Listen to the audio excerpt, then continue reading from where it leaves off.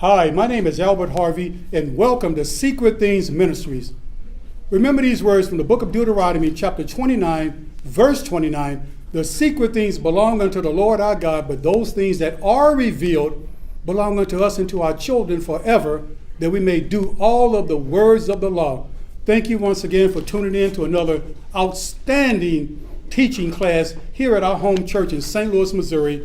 And we have been learning from the book of Revelation, chapter 13, verses 1 through 4, the head that is wounded to death.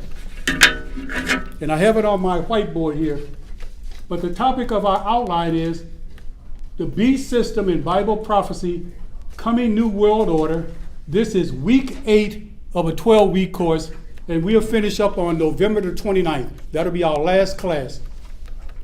The subtitle for today is the head that's wounded to death and healed. Let's turn in our Bibles to Revelation chapter 13, starting with verse 1. And I think we made tremendous strides last week, because we found out last week that when it talks about this head that's wounded to death, it's not talking about a man's head. It's not talking about the Antichrist, as some call him. But sometimes teachers will teach that verses 1 through 10 of the book of Revelation, chapter 13, they say that that's the Antichrist, and that verses 11 through 18 is the false prophet. I beg to differ, because the first 4 verses are dealing with that beast system that I've been going over week after week after week. What is that first empire of the Old Testament? What's the first empire? Egypt. The Egyptian Empire. What's the second one? Assyria. The Assyrian Empire. What's the third one? Babylonian Empire. What's the fourth one? Medo-Persian Empire. What's the fifth one? The Greek Empire. And what's the sixth one? You got it. These are my classmates, and they aced all 6 empires of the ancient world, or all 6 empires that are outlined in the Old Testament having to do with Israel, because each one of those empires reigned and ruled over God's people at some point in time. Each one of them did. And God has outlined them in his the 39 books of the Old Testament. In fact, even the Roman Empire, you see them mentioned over and over again, even in the New Testament. When Jesus walked the shores of Galilee, who was in power? What empire was it that was in power? Rome. It was a Roman Empire. And the Roman Empire went all the way up to 476 AD. And that's when the western wing of the Roman Empire fell. But the eastern wing did not fall until 1453 AD. And that was located in Constantinople, which is now Istanbul, Turkey. So Rome was divided up by Constantine, Emperor Constantine. All right. And I'm going to be reading, as always, out of the King James Version. Verse 1 says again, "And I stood upon the sand of the sea," this is John talking, "and I saw a beast rise up out of the sea, having 7 heads and 10 horns, and 10 crowns upon his horns. And upon his heads the name or names of blasphemy. And the beast which I saw was like unto a leopard." Who was the leopard in Daniel chapter 7? That would have been that third beast. Remember, Daniel saw 4 great beasts that came up out of the sea. Who was the third one? No. Who was the leopard? The leopard. Let me put it that way. Who was the leopard? Daniel chapter 7. Remember? That's a Greek empire. It was the Greek Empire. Yeah. David's got it. Okay. Then it says here, "And his feet were as the feet of a bear." Who was the bear? Who was the bear beast that came up that Daniel saw in his visions? Who was the bear? Anybody? Okay, I'll give you a hint. What empire preceded the Greek Empire? Persian Empire. The Medo-Persian Empire. Then it goes on to say, "And his mouth as the mouth of a lion." Who was the lion beast? Preceded the Medo-Persian Empire. Babylonian Empire. Right, okay, great. And the dragon, that's Satan, gave him his power and his seat and great authority. So this system of empires was energized by none other than Satan himself. He's the one that instituted all these empires.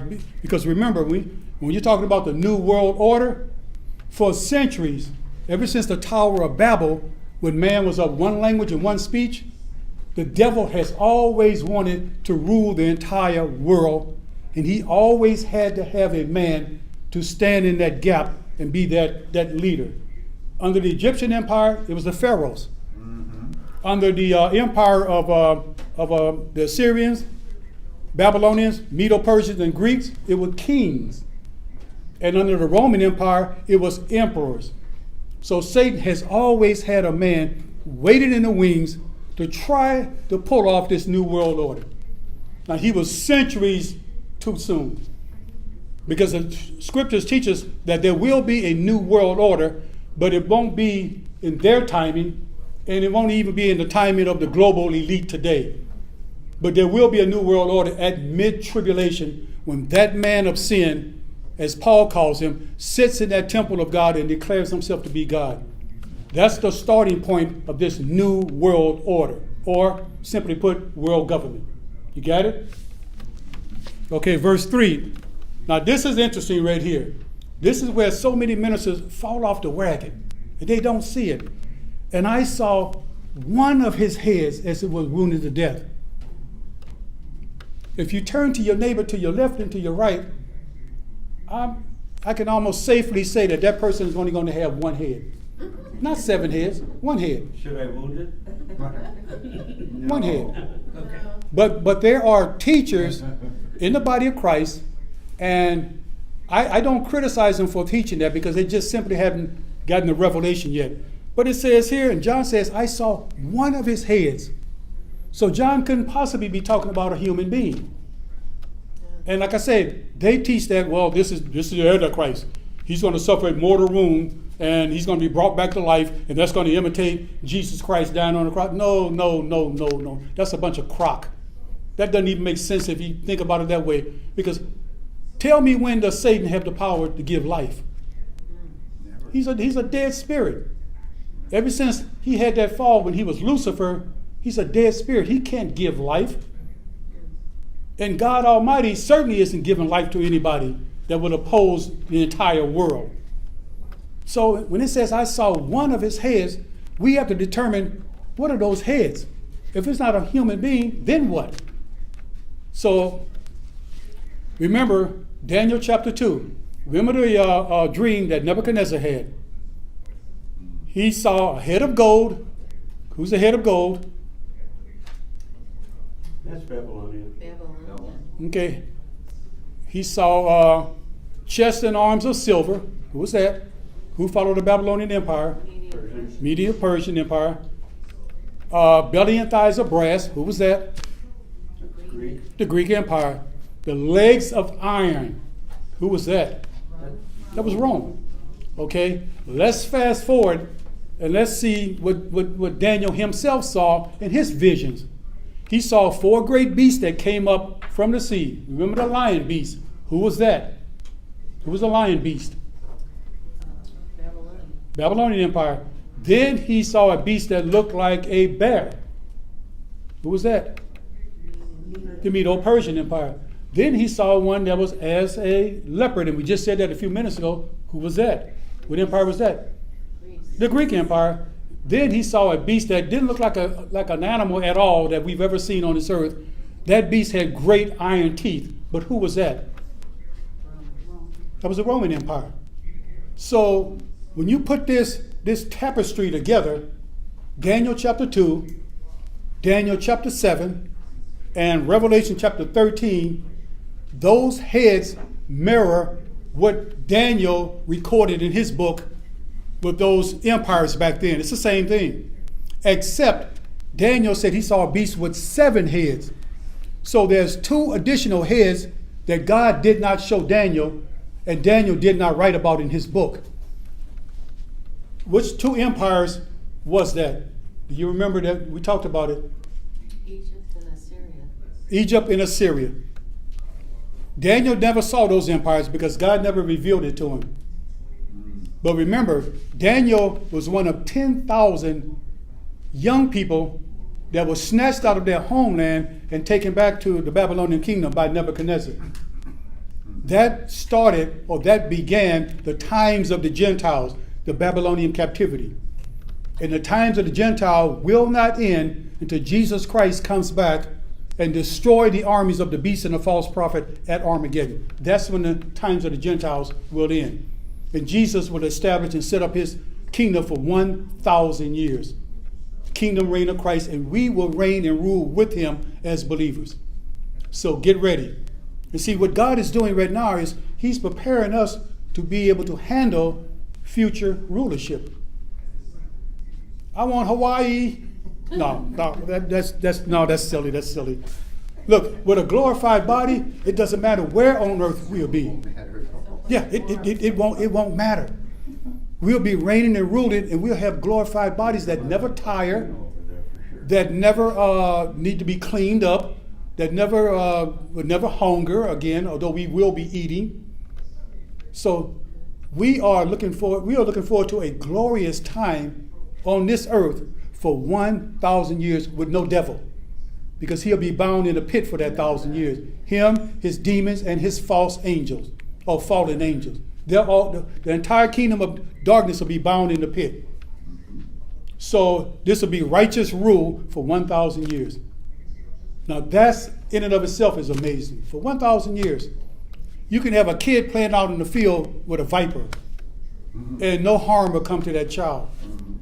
I can get on the back of a lion and just ride all around my ranch or whatever, and not be thrown off and not be killed or anything. The entire animal kingdom during the 1,000-year reign of Christ, right now, we've got predators out there. That's why God is likening these empires to beasts, because beasts bite and devour and destroy. That's the nature of beasts. That's the nature of lions and bears and tigers and et cetera, and water buffaloes and whatever. Komodo dragons and whatever. I don't know why every time I go to my YouTube page, there's always popping up these Komodo dragons. Boy, these things look horrible. They're like 300-400 pounds, and they're just. And then I get on my YouTube page. Crocodiles, just snatching animals right off the shore because they get too close to the water, and that croc just snatches them, and it's horrible. It's horrible. But there's coming a time, guys, for 1,000 years, we won't have any of that anymore. I can walk through a swamp full of gators or crocs, not be harmed. I can dive off into the ocean with great white sharks, not be harmed. But right now, you better watch yourself. The animal kingdom has turned against mankind because of the fall of man, because of sin. It wasn't their fault, it was our fault. It was Adam and Eve's fault. They threw the entire animal kingdom into disarray to where they are now predators instead of pets. I'll put it that way. So it says, and I saw one of his heads as it were wounded to death, and his deadly wound was healed. So even though it was wounded to death, it didn't stay in that state. Now, verse 4. Well, let me finish up verse 3. And all the world wondered after the beast. Verse 4. And they worshiped the dragon. Satan has always wanted worship. He has always wanted worship. And they worshiped the dragon, which gave power unto the beast. He's talking about this beast system of empires. And they worshiped the beast, saying, who is like unto the beast? Who is able to make war with him? So I can kind of somewhat understand why some think that this is talking about a individual, singular man. But it's not. It's not. Do you remember the aftermath of the Gulf War, when George H.W. Bush, he made a speech before the joint session of Congress. You had all 100 senators and all 435 House of Representatives. And this was the aftermath of what this coalition of nations were able to do. That stopped Saddam Hussein from annexing Kuwait. George H.W. Bush said that it wasn't about the Kuwaiti people why this coalition of nations went in. And there were about 28, 29 nations that came together to form that coalition to stop him. He said it's not even about the Kuwaiti oil fields. But what he said next it went over the head of probably just about everybody in there except insiders. He said it's about a new world order. And the man never explained what this new world order was all about. He just put it out there. I mean, it went over my head because back then I wasn't studying from the Word of God. What is this new world order? I mean, because it has a utopia sound to it. New world order, new world order, new world order. I mean, that sounds like something that would be beneficial to mankind, right? But it's not anything but beneficial. It's not benevolent, it's malevolent. So it says, verse 4 again, and they worship the dragon which gave power unto the beast, and they worship the beast, saying, who is like unto the beast? Who is able to make war with him? Now hold your place there and go to Revelation chapter 17. Revelation chapter 17, starting with verse 7. I'm going to bypass those first 6 verses because it's talking about this mystery Babylon the Great, the mother of harlots and abominations of the earth. We've got that in our outline, and we'll be getting to that in the coming weeks. But I want to pick up verse 7. This is the angel talking to John, and it starts off this way. And the angel said unto me, wherefore didst thou marvel? I will tell thee the mystery of the woman, or this harlot, or this whore, and of the beast that carried her, which had the 7 heads and 10 horns. Now, I said this last week. At the very outset of the tribulation period, that the beast is not in control of what's going on this earth. He does confirm a covenant with many for 1 week, one Jewish heptad, according to Daniel chapter 9, verse 27. But he's not in control at that point in time. This harlot church here, Mystery Babylon the Great, the mother of harlots and abomination of the earth, she's in charge, and she's reigning and ruling through her tremendous, tremendous wealth. And it calls this harlot entity right here a great city that reigned over the kings of the earth. Guess what city that is? It's not New York City. It's not Frankfurt, Germany. It's not Paris, France. It's not St. Louis, Missouri. No. You know, our class here is conducted in St. Louis. It's not none of them cities. There's only one city in the entire world that has ever reigned over the kings of the earth. That is the city of Rome. That's the only city that has reigned over the kings of the earth. Because when the political arm of the Roman Empire fell in 476 AD, the ecclesiastical arm at that point, through the bishops of Rome, took it and ran with it for the next 1,600 years. And they are still running with it even today. The Roman Catholic Church is the most powerful, richest entity on earth, by far. But yet you hardly hear anything about them when they talk about all this woke stuff and all this Marxism here and Marxism there. Yeah. It's almost like they're just sitting in the shadows, just letting everything play out. Mm-hmm. Because, like I said, at the outset of the tribulation period, this harlot, Mystery Babylon the Great, the mother of harlots and abomination of the earth, she is riding this beast with 7 heads and 10 horns and 10 crowns upon his horns. She's in control, but not for long. Only for the first 3.5 years. Only for the first 3.5 years will you have a one world religion. You do not see a one world religion the second half of the tribulation period. That will be done away with when the beast and the false prophet come to power. They will get rid of her. And you know, like I said, we'll see it when we get to that part in our outline. So verse 7 says, and the angel said unto me, wherefore didst thou marvel? I will tell thee the mystery of the woman and of the beast that carrieth her, which had the 7 heads and 10 horns. The beast that thou sawest was and is not, and shall ascend out of the bottomless pit and go into perdition. And they that dwell on the earth shall wonder, whose names were not written in the book of life from the foundation of the world, when they behold the beast that was and is not and yet is. Now, this is what I want to get to, verse 9. And here is the mind which had wisdom. The 7 heads are 7 mountains on which the woman sitteth, and there are 7 kings. 5 have fallen. When John wrote the book of Revelation, now remember, the emperor Domitian banished this man to the Isle of Patmos in the Aegean Sea. I mean, John was up in age then. So he's out there seemingly by himself, but he wasn't by himself. The Father, the Son, and the Holy Spirit was with him, and he wrote the book of Revelation out there. So, I mean, You think you're getting rid of this man? Now, you didn't want to martyr him because that would have really stirred up the Christians living in the Roman Empire, within the Roman Empire. So instead of martyring him, just banish him out here. And in other words, don't cancel culture him. No, don't cancel culture. Just silence him. Just say, you need to be quiet, John. You're making too much noise. Too many people are believing what you are preaching and teaching. So they just kind of quietly just put him out there. So John takes pen in hand and he writes the fantastic book of Revelation. Amazing, absolutely amazing. But now, this is what he says. There are 7 kings, 5 had fallen. What are the 5 empires when John wrote the book of Revelation in roughly 95 AD, according to church history? What 5 empires had already manifested on the earth, but no longer were empires? Because he said 5 had fallen.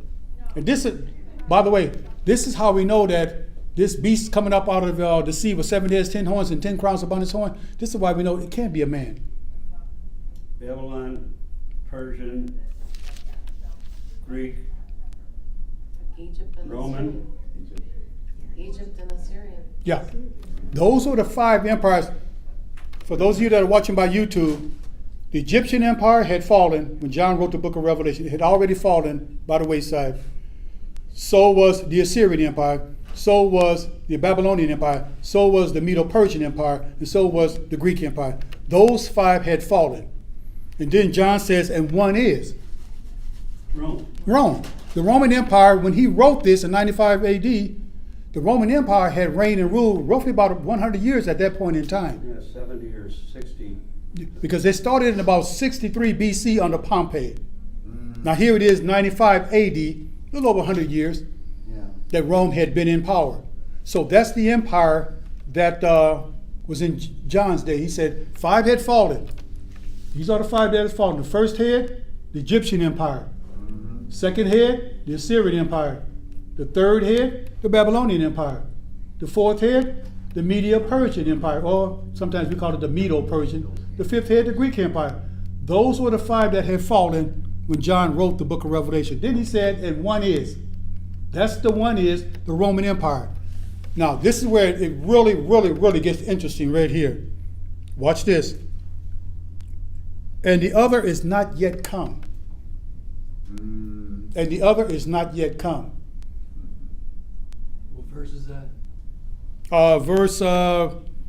Verse 10 of Revelation chapter 17. And there are 7 kings, 5 have fallen, one is, and the other is not yet come. And the other is not yet come. What is John talking about now? One world government. You sure about that? Isn't that when the whore for Babylon shows up, or the? Yeah, the Babylonian whore, she'll be on the world scene at this time. But remember now, 7 heads. If 5 of them had already fallen, one was in his day. So John is looking toward the future. He said, and one is not yet come. Which head would that be? Which head would that be? 7. The 7th head. The 7th head. 2, 3, 4, 5, 6, 7. Right, now, the 7th head. Now, I'm going to have to issue a disclaimer right here. This 7th head is not an empire. The other 6 head, the previous 6 heads, those are all empires. But the 7th head, at the outset of the tribulation period, you're talking about 10 global regions of nations or power blocks of nations. Yeah. Some teachers teach that, this is because they see the 10 horns, they say, well, that's talking about 10 nations. I said, no. You're talking about the entire world. There's no way in the world that you can form a world government out of 10 nations or 7 nations. But you can form a world government out of regions of nations or power blocks of nations. An example, I use this all the time. How many nations are there in the European Union? That's a power block or region of nations. 27. There's 27. This is what is meant by when you say 10 global regions of nations. These regions have so many nations. And there are going to be 10 of them at the outset of the tribulation period. Now, will that take place in our lifetime, or is that yet in our future? Because remember now, John is writing from the standpoint that this is the first century church age. Are we still in the church age? Yeah. Are we still in the church age? Absolutely. Yeah. So this would also have to be in our future, because this seventh head has not yet manifested on the earth. It's not here yet. And it can't manifest on the earth until after we are caught up in the catching away of the church. Pre-tribulation catching away of the church. Pre-trib. 1 Thessalonians chapter 4, verses 13 through 18, it talks about the Greek word is hapazo, being caught up. There has to be a rapture of the church before this seventh head comes to pass. Not during the church age, but before the seventh head cannot be manifested until the church is caught up first. Then you'll have 10 global regions of nations. This is it right here. The seventh head, 10 global regions of nation. This is post-rapture. So don't look for these 10 global regions now, even though I said that in 1973, there was a secret society called the Club of Rome. Club of Rome. Club? It's called the Club of Rome. It's made up of a lot of global elites. They literally carved this world up into 10 global regions back then. See, they were heading in the direction to what I'm reading right now. But, like I said, they are always trying to do something in their timing, and God said, no, He has His timing. And even when they get this new world order, God is going to have Satan and the beast and the false prophet on a short leash. God is going to be in control, not them. They think they're in control. Even now, this woke mob, they think they're in control, and they have no idea that they're heading for a horrible destruction if they keep down that path of Marxism and socialism. If they keep down that path, it has to end up in destruction. It cannot, it's godless. Has nothing to do with God.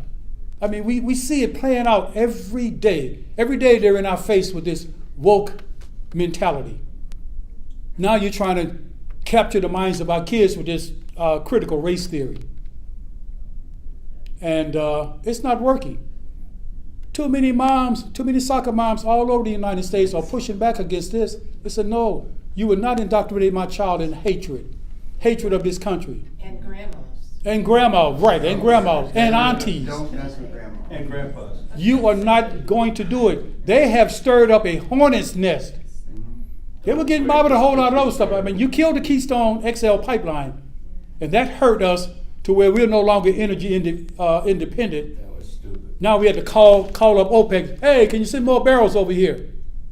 Dummies, you had the XL pipeline, and you granted Vladimir Putin of Russia, you took sanctions off of him and you allowed him to build his pipeline. So what's happening here? We are becoming more and more like China and more like Russia. Those are communist governments, more and more like North Korea, Venezuela, Cuba, just to name a few, all Marxists, all communists.